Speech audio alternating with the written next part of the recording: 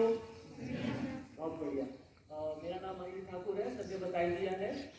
मैं नाहन ब्लॉक की पंजाहत पंचायत से बिलोंग करता हूँ।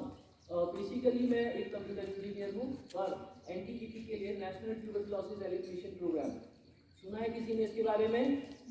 राष्ट्रीय क्षय उन्मूलन कार्यक्रम, इसके लिए वॉलंटियरली काम करता हूँ, स्वेच्छा से काम करता हूँ। तो आज हम यहाँ पे दो टॉपिक्स पे बात करेंगे। एक टॉपिक होगा हमारा टीबी और दूसरा टॉपिक होगा हमारा न्यूट्रिशन वैल्यू इन लाइफ और थोड़ा सा आपकी लाइफस्टाइल के बारे में बात करेंगे। तो मैं चाहूँगा कि एक टू वे कम्युनिकेशन हो, कि मैं आपसे कुछ पूछूं तो आप बताएं, आपका कोई सवाल हो तो मुझसे पूछें, राइट? तो पहले बात करते हैं ट्यूबरकुलोसिस के बारे में। टीबी के बारे में किस किसने सुना है? Raise your hands. Yes yes, शर्माओ, उठाओ, सुना है तो? टीबी के बारे में सुना नहीं किसी ने? नहीं सुना है किसी ने टीबी के बारे में? टीबी वो दूसरे वाला नहीं जो देखते हैं। बहुत बढ़िया। कोई एक बच्चा बताएगा प्लीज खड़ा होकर कि टीबी क्या होता है? बीमारी, जो बीमारी जिसका नाम जो टीबी। कोई भी बच्चा खड़ा होकर बताए प्लीज। कर दो डाउन, हाथ डाउन कर दो। बताएगा कोई? बताओ भाई, इतने सारे लोग हाथ खड़े किए थे हाथ में, ये हम जानते हैं। कोई एक तो खड़ा हो जाओ। हेल्थ केयर वाले बच्चे भी तो है नहीं जानते? चलिए मैं आपको ट्यूबरकुलोसिस के बारे में आपने बहुत नहीं सुना होगा, आपके फैमिली में शायद किसी को हुआ भी होगा। ट्यूबरकुलोसिस जो है एक ऐसी बीमारी है, होता है, सुना है किसी के मदर फादर ने घर में कहा कि इसको टीबी किसके पास नहीं जाना, आपको टीबी हो जाए, होता है ऐसा? हाँ होता है। तो लेकिन हम ये नहीं सोचते कि आज जैसे किसी को हुआ है वैसे मुझे तो सकता है कल को। अगर हम समाज में ये माहौल तैयार करेंगे कि इसको टीबी हो गया है और उसके पास नहीं जाना है, तो कल को अगर मुझे टीबी हो गया तो क्या मेरे पास कोई आएगा? नहीं आएगा। फिर क्या होगा कि हम समाज से कट गए। आज आपके यार दोस्त मित्र जो आपके साथ बैठे हैं, बहुत दिन रात आप उनके साथ रहते होंगे, और कल को आपको टीबी हो जाए और वो आपके पास ही ना आए, तो आपके दिल पे क्या बीतेगी? आपकी मेंटेलिटी क्या होगी? आपको लगेगा ना कि यार मैंने तो दिन रात इसके साथ समय बिताया, आज वो मुझे दूर छोड़ दिया इसने मुझे, जबकि वो हो किसको सकता है? सबको। ट्यूबरकुलोसिस होने का लक्षण पता है आपको? कि कैसे पता करेंगे कि आपकी ट्यूबरकुलोसिस हो गया है? आपको पता है किसी को? मैं बताता हूँ।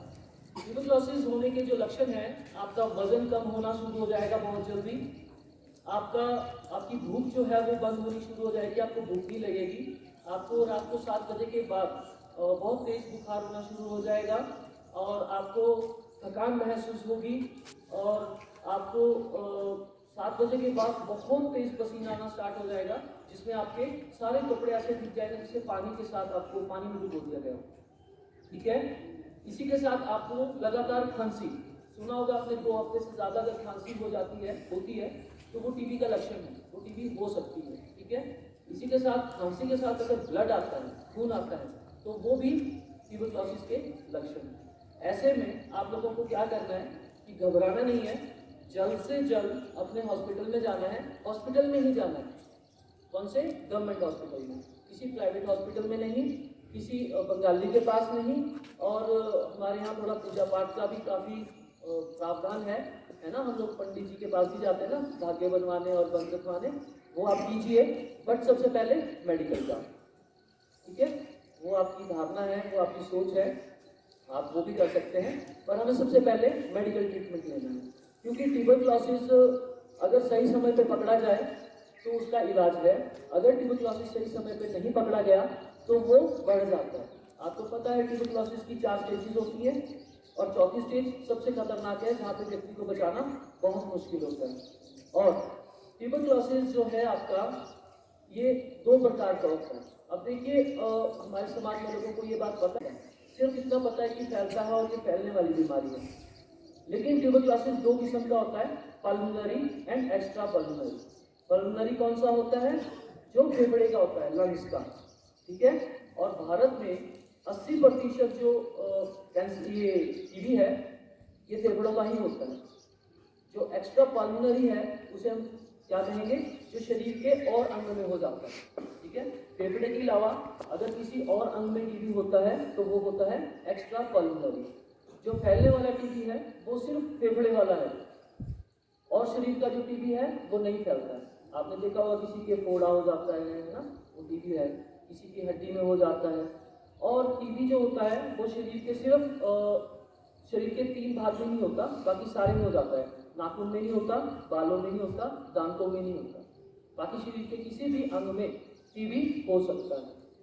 जो ये फेफड़े वाला टीबी है ये फैलता है, तो इस वक्त हमें थोड़ी सी प्रिकॉशन रखने की ज़रूरत है, थोड़ा बचाव करने की ज़रूरत है। अगर मान लीजिए आप हॉस्पिटल चले जाते हैं और आपको पता लग जाता है कि मुझे ट्यूबरक्लोसिस है, तो आपका ट्रीटमेंट स्टार्ट हो जाता है। तो पहली बात तो आपने घबराना नहीं है ना, कि हो गया कोई बात नहीं, इलाज है इसका, है ना, और आप इलाज करवाइए। इलाज के दौरान आपने क्या करना है कि लगभग 2 हफ्ते तक मास्क पहन के रखना है। जो कई जगह हमारे गांव में क्या होता है कि कोई बुजुर्ग है, उसको थूकने के लिए हम क्या देते हैं, एक तसला होता है ना, उसमें राख डाल के दे देते हैं कि थूक किया, एक डब्बा दे देते हैं कि उसमें आप थूकते रहिए। तो वो थोड़ा गलत है, क्योंकि उसमें क्या होता है कीटाणु होते हैं और वो कीटाणु फैमिली में भी फैल सकते हैं। जो फेफड़े वाला टीबी है, और अगर किसी को हो जाए मान लीजिए और 2-3 हफ्ते बाद ही पता लगता है कि उसको टीबी है, चेकअप जरूरी है, क्योंकि कई बार वो कीटाणु बच्चे के अंदर चला जाता है लेकिन बहुत समय के बाद एक्टिव होता है। आपको ये भी पता होगा कि इस वक्त जो टीबी का कीटाणु है वो हम सबके अंदर है, पता है? नहीं पता है? टीबी का कीटाणु हम सबके अंदर है। आप ये देखिए जो टीयू होता है, टीयू क्या होता है? टीबी यूनिट जिला स्तर पे होता है और नाहन में है हॉस्पिटल में। तो जो कर्मचारी वहाँ पे काम कर रहे हैं, जो दिन रात बलगम की टेस्टिंग कर रहे हैं, तो हो सकता है ना कि कभी ना कभी उनके अंदर वो कीटाणु गया हो, तो लेकिन उन्होंने क्या करके रखा, उसको कंट्रोल करके अपनी इम्यूनिटी को लोग स्ट्रॉन्ग करके, ठीक है। तो हम टीबी को रोक सकते हैं कैसे? अपनी इम्यूनिटी को स्ट्रॉन्ग करके। इम्यूनिटी को तो पता है सबको क्या होता है? रोग प्रतिरोधक शक्ति। हमारे शरीर के अंदर बीमारियों से लड़ने की ताकत होती है ना। कई बच्चे ऐसे होंगे जिनको हर हफ्ते खांसी जुकाम बुखार या जल्दी जल्दी कुछ बीमारियां लग जाती हैं। कई बच्चे ऐसे होते हैं जिनको साल भर सर दर्द भी नहीं होती है। क्यों? वो इम्यूनिटी का फर्क है। हमने अपनी इम्यूनिटी को हमेशा स्ट्रॉन्ग रखना है। याद रखना, ट्यूबरक्लोसिस वहां पे होता है जहां पे आपकी रोग प्रतिरोधक शक्ति कम हुई। रोग प्रतिरोधक जो शक्ति है उसके कम होने के कई कारण होते हैं, जैसे कि न्यूट्रिशन का सही ना होना, सही डाइट ना लेना, गर्भवती महिला जो अपने बच्चे को दूध पिलाती है उसको भी ट्यूबरक्लोसिस होने के चांसेस रहते हैं। कैंसर के पेशेंट जो होते हैं उनको भी टीबी होने के चांसेस रहते हैं। बीपी और शुगर, ये जो बीमारियां हैं, जो लोग इनके साथ जी रहे हैं उनको भी ट्यूबरक्लोसिस होने के चांसेस रहते हैं। अल्कोहल का जो बहुत ज़्यादा इस्तेमाल करते हैं, स्मोकिंग बहुत ज़्यादा जो करते हैं, उनको भी ट्यूबरक्लोसिस होने के चांसेस रहते हैं। 60 साल से ऊपर के जो बुजुर्ग हैं, सीनियर सिटीजन, उनको भी ट्यूबरक्लोसिस होने के चांसेस रहते हैं। इसके अलावा एक और चीज़ है जो बहुत खास और बहुत ही है, उसकी थोड़ा अपर वर्जन है हाइपरटेंशन। टेंशन में क्या होता है, थोड़ी सी टेंशन लेते हैं कि मुझे आज स्कूल जाना है, मेरा एग्जाम है। आप घर से निकलते हैं, आपको टेंशन होती है कि आज मेरा एग्जाम है। आप स्कूल में आते हो, एग्जाम देते हो, उसके बाद टेंशन खत्म। यही होता है।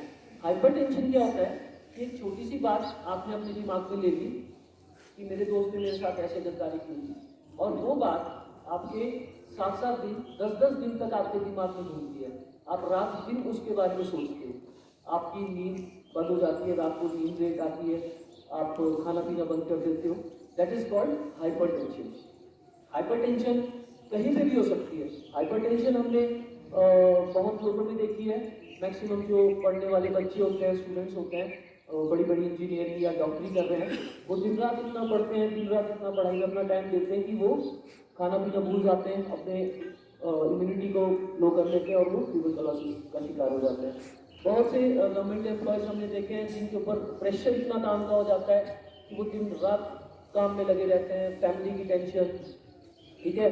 कई लेडीज़ हमने देखी है, लेडीज़ में हाइपरटेंशन ज़्यादा देखी गई है, क्योंकि वो छोटी सी बात को बहुत लंबे समय तक अपने दिमाग में रखते हैं। आप लोगों के भी दिमाग में ऐसा होता होगा, होता है? किस किस को टेंशन होती है, छोटी सी बात छूट जाती है? हाथ खड़ा करो। होता है? सबको होता है। बहुत लोगों को होता है कि हमें लाइफ में आगे चलने के लिए पढ़ना लिखना है। ये ज़रूरी है कि हमारे सपने हैं कि मुझे एक्ट्रेस बनना है, IAS बनना है, डॉक्टर बनना है ना। बट शरीर सबसे पहले है। अगर आपका शरीर फिट रहेगा तो ही आप वो सपनों को पूरा कर पाओगे। अगर वो शरीर ठीक नहीं रहेगा तो उन सपनों तक नहीं पहुंच पाओगे। तो उसके लिए हमें सबसे पहले अपना इम्यूनिटी, अपना खान पान, अपना लाइफस्टाइल जो है वो स्ट्रांग रखना है। दूसरा, आपने देखा होगा कि आज की डेट में फास्ट फूड का प्रचलन बहुत ज़्यादा हमारी समाज में है। हाथ खड़ा करना, जो नहीं करके आया आप वो हाथ खड़ा करो। 1 2 3 4 5। आप जोर से जरा एक बार पीछे हाथ खड़ा करो जो नाश्ता नहीं करके आए। नहीं करके आए। ये वो रीजन है जिससे आपकी इम्यूनिटी लो होती है। सुबह आप नाश्ता करके चाहे कुछ भी करो, कहते हैं कि सुबह सुबह ज़्यादा खाना, दिन में थोड़ा कम, रात को और कम। सुबह का ब्रेकफास्ट बहुत ज़रूरी है। अभी आप सुबह घर से चल के आए है ना, यहाँ पे बैठे हो और मिड डे मील पता नहीं आपको कब मिलेगी, तब तक आपको भूख लगी होगी है ना। तो क्या आप पढ़ पाओगे? नहीं ना, आपका दिमाग कहाँ जाएगा? आपकी भूख की तरफ। तो आप सुबह जब भी घर से चले, अच्छा खाना खा के चले, हेल्थी खाना खा के चले। ठीक है, आपको पता है कि हमारी बॉडी को प्रोटीन की बहुत ज़रूरत होती है, कार्बोहाइड्रेट, ठीक है, ये सब चीज़ें हमारे शरीर की रिक्वायरमेंट है। यहाँ पे शायद साइंस के कोई स्टूडेंट टीचर होंगे, तो मैं चाहूँगा कि वो इनको ये बताएं किसी भी क्लास में कि न्यूट्रिशन की हमारी बॉडी में लाइफ में क्या ज़रूरत है, प्रोटीन क्यों होना चाहिए, कार्बोहाइड्रेट होने चाहिए, मिनरल्स क्यों होने चाहिए, है ना। कौन कौन से जो विटामिन ए हो गया, बी हो गया, B2, ये सब चीज़ें हमारे शरीर की रिक्वायरमेंट्स हैं। तो आप लोग सुबह नाश्ता करके चलें, दिन में लंच टाइम भी करें, शाम को खाना भी खाएं और प्रॉपर खाना। दूसरा, कई बच्चे हमने ऐसे देखे हैं कि सुबह ही आएंगे तो पैसे लेके आएंगे तो उनका नाश्ता कुरकुरे चिप्स का होता है। तो वो खाना कभी भी हमारा नहीं था। वो क्या है? Man made food. आपको पता है आज हमारी लाइफ आस्ते आस्ते कम होती जा रही है। हमारे बुजुर्ग 120 साल के थे, हम लोग 100 पे, बीच में 100 पे आए, फिर 80 पे आए, अब 60 दिन मानते हैं कि 60 दिन के ऊपर मिल जाएंगे। ये क्यों है? क्योंकि हमारी बॉडी को हम वो खाना दे रहे हैं जो वो एक्सेप्ट नहीं कर रही है। लेकिन आज हम क्या कर रहे हैं? मैन मेड फूड, जो इंसान ने बनाया है। क्या? Chow mein, momo, pasta, pizza, Maggi, burger, hot dog, यही होता है। लेकिन ये कभी भी हमारी इम्यूनिटी को स्ट्रॉन्ग नहीं करता। ये हमारा शरीर इसको कभी एक्सेप्ट नहीं करता, राइट। तो जितना हो सके आप अपना नेचुरल फूड जो है उसका इस्तेमाल करें और बाहर के फूड से बचें। खाएं, कभी कभी चले गए, महीने में एक आधी बार खा लिया, कोई इशू नहीं, पर ज़्यादातर अपना खाना घर का ही यूज करें, घर का ही बनाएं। तो इम्यूनिटी आपके लिए एक मेरी चीज़ है जिससे आप अपनी लाइफ को आगे चला सकते हैं। दूसरा, आपसे ट्यूबरक्लोसिस की हम बात कर रहे थे। तो ट्यूबरक्लोसिस को मैंने आपको बता दिया कि इसको घबराने की जरूरत नहीं है। गवर्नमेंट आशा वर्कर आपके गाँव में होती है। अगर किसी को ट्यूबरक्लोसिस हो जाता है, लगता है कि इसको सिम्टम है TB के, है ना, तो आपने जल्द से जल्द उसका इलाज कराना ताकि वो समाज में स्प्रेड ना हो, फैले ना, ठीक है। और आशा वर्कर जो है वो सरकार ने आपके पास रखी हुई है, जिसको आप स्पूटम सैंपल, बलगम का सैंपल दे सकते हैं।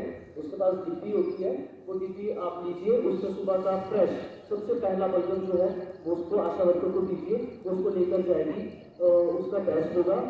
3 के दिन में रिपोर्ट आ जाती है कि वो नेगेटिव है या पॉजिटिव है। अगर वो पॉजिटिव है तो आशा वर्कर आपको डॉक्टर की दवाई छोड़ेगी और लास्ट तक वो आपका फॉलोअप करेगी, आपको दवाइयाँ जो है वो प्रोवाइड करवाती रहेगी। कोई प्रॉब्लम आप लोगों को होती है तो आप आशा वर्कर से भी संपर्क कर सकते हैं। इस बैनर पर मेरा नंबर लिखा है लास्ट में, आप मुझसे भी संपर्क कर सकते हैं। और दूसरा, जो गवर्नमेंट एक असिस्टेंट देती है 500 रुपये और 1000 रुपये। अगर किसी व्यक्ति को TB हो जाता है तो नॉर्मल TB अगर उसको होता है तो उसको 500 रुपये हर महीने उसके न्यूट्रिशन के लिए गवर्नमेंट पे करती है, उसके अकाउंट में आते हैं। अगर किसी को उससे ऊपर जाती है, TB 4 किस्म की है, नॉर्मल TB है, MDR है, TDR है और XDR। ये 4 लेवल होते हैं TB के। XDR में जब व्यक्ति पहुंच गया है तो उसको बचाना बड़ा मुश्किल होता है। 6 महीने का इसका कोर्स होता है फर्स्ट स्टेज में, सेकेंड स्टेज में थोड़ा बढ़ जाता है। और जो MDR स्टेज में व्यक्ति पहुंच जाता है उसको 1000 रुपये सरकार पे करती है। और अगर आपको लगता है कि ट्यूबर क्लोसिस देखिए एक ऐसी चीज है, अगर समाज में किसी ऐसी फैमिली के मुखिया को हो जाए जिसके ऊपर पूरा परिवार निर्भर है, घर का तो मुखिया है वो अपने परिवार को चलाता है, दिहाड़ी लगाता है या कुछ भी करता है, उसको अगर वो किसी चीज हो जाए तो वो दोबारा कमाने लायक नहीं रहता, 9 महीने तक नहीं तो कम से कम 6 महीने तक नहीं रहता है, तो वो घर में बैठ जाता है। उस वक्त उसका परिवार जो है मतलब बड़ी मुश्किलों में गुजरता है।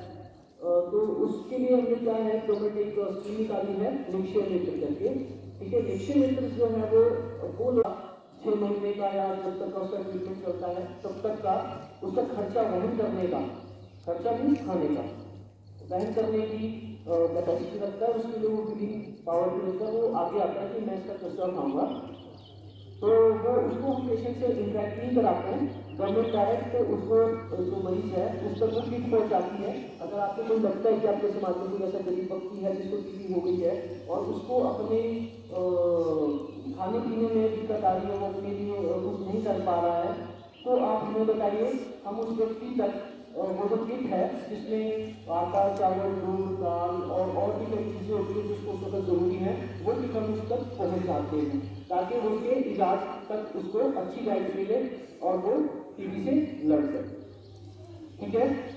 तो किसी ने कोई सवाल पूछना हो इस विषय में ट्यूबर क्लोसिस से रिलेटेड? नहीं, कुछ मन में कोई जिज्ञासा हो, जानना चाह रहे हो कि कहाँ से अगर किसी को टीबी हो ही गया तो इलाज जांच कहाँ करानी है, क्या लक्षण है तो बता तो दिए, फिर भी घर में किसी के टीबी पेशेंट हो तो उनके बारे में आप पूछ सकते हैं। पूछना किसी ने? नहीं, तो क्या आप लोग जो मैंने इन्फॉर्मेशन आपको दी है वो समाज में अपने लोगों को बताएंगे? पक्का? ओके, तो नेगेटिव तरीके से नहीं बताना, पॉजिटिव तरीके से बताना। ऐसा ना हो कि कोई सामने के व्यक्ति को डर लगे। मेरा नंबर यहाँ पे है। दूसरी बात, समाज हमारा है, आप सब मेरे हैं और मैं आप सबका हूँ, है ना। तो कल को अगर हम एक दूसरे से दूरी बनाने लगे, एक दूसरे के दुख में साथ नहीं देंगे, तो बाद में क्या होगा कि जब हम स्टेज में जाएंगे तो हम लोगों को कुछ सहन करना पड़ेगा, राइट। तो ट्यूबर क्लोसिस एक ऐसी चीज़ है जो इंसान को साइकोलॉजिकली भी खत्म कर देती है। तो आपसे उम्मीद रहेगी कि आप आने वाला भविष्य है हमारा, तो जो सोच हमारे बुजुर्गों की थी आप उन्हें भी बदलिए और आगे के लिए एक नई जनरेशन जो है तैयार कीजिए जो कि टीबी मुक्त एक भारत बनाए, राइट। तो आप सबको मैं एक और चीज़ बताना चाहूँगा, 24 मार्च लेंगे, जब हम लोग कहेंगे कि टीबी हारेगा तो हमारा ये चीज़ होनी चाहिए, ये एक्शन होगा। जब हम कहेंगे कि टीबी जीतेगा तो हमारा एक्शन ये होना चाहिए, टीबी हारेगा देश जीतेगा। ये नारा हम 3 बार लगाएंगे, राइट। स्टार्ट करें, ठीक है। टीबी हारेगा देश जीतेगा, देश जीतेगा। टीबी हारेगा देश जीतेगा, देश जीतेगा। टीबी हारेगा